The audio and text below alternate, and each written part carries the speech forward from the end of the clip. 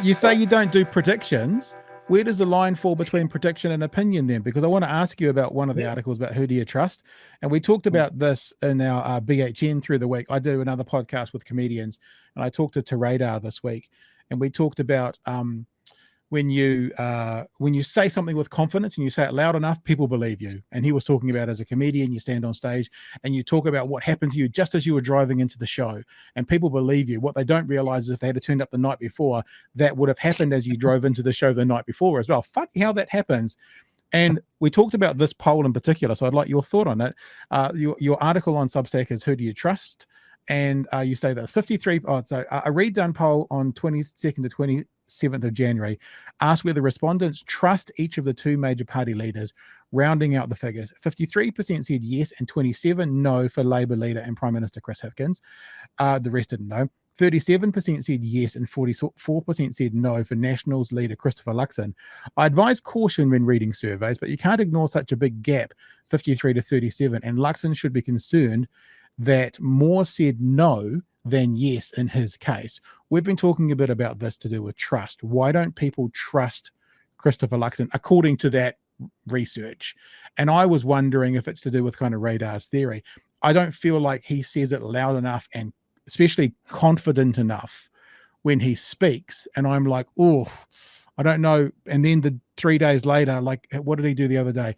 They were talking about, I can't remember, but on Sunday they said one thing and by Wednesday he was saying the opposite thing on the AM show sort of thing. And I'm not filled with confidence, and confidence, I guess, begets trust maybe. Why do you think it is that the research would show there people are less trusting of Luxon than Hipkins?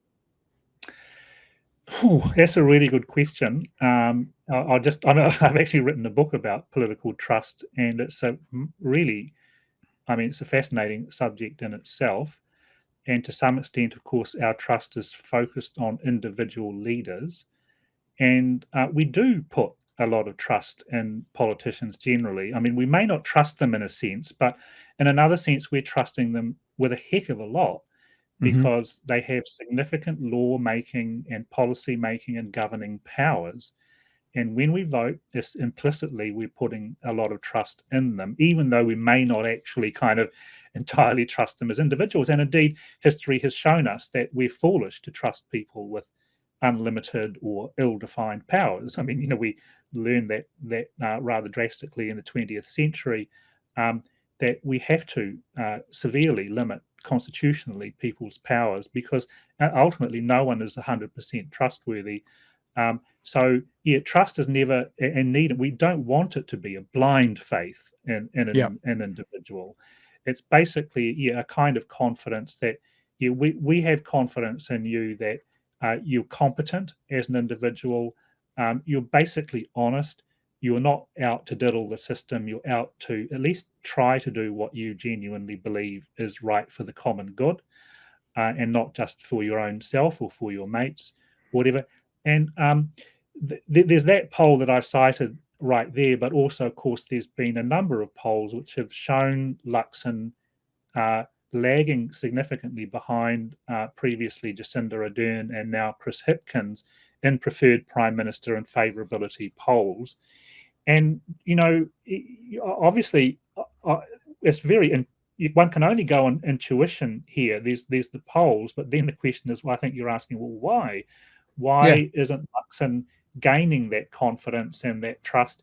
And I can only really go on the sort of things that just talking to people or looking at right-wing comment in particular on Twitter, for example, is quite revealing that, a lot of right-wing people are saying, for example, just from my own, limited observations, that they see him and National as becoming too left-wing, too woke. Right.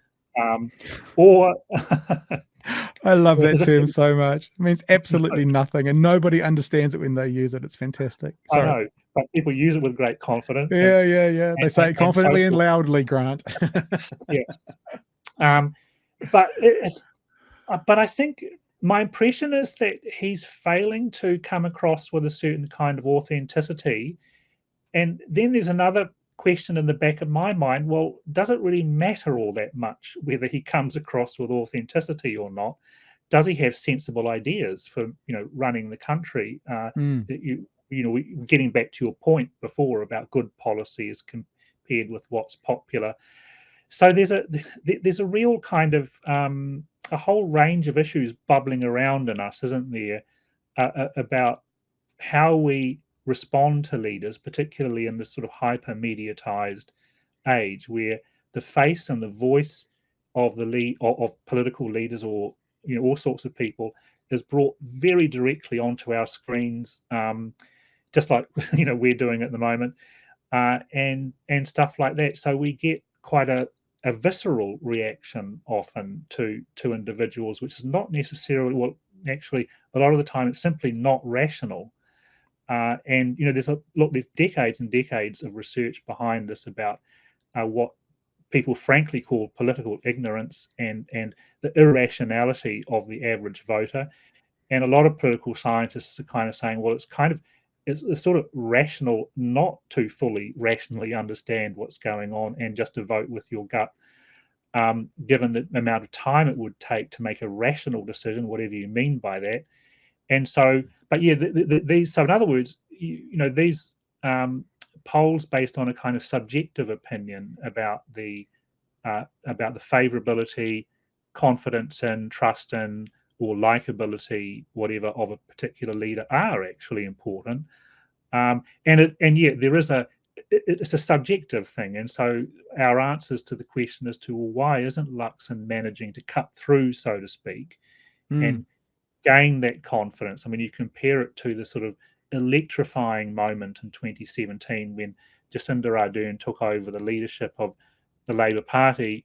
Obviously, not everyone liked it, but certainly on the left, it had this kind of, there was this moment of electrified, yes, I want to, we were running one of those stuff surveys at the moment, and you could see the Labour supporters piling in, saying things like, yeah, I'm going to vote Labour now because of Jacinda, and so forth. So she just had that effect.